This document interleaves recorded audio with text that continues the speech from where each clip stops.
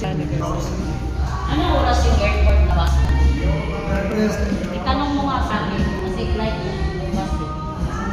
Ito guys, unang mga mga bag, mga traveling bag guys. Itanong mo nga kami, nagaanan mo sa akin.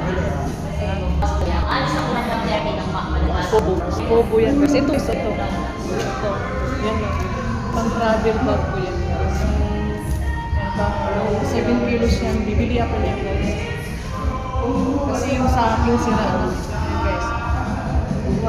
Dito lang yan sa the terminal guys. Yan.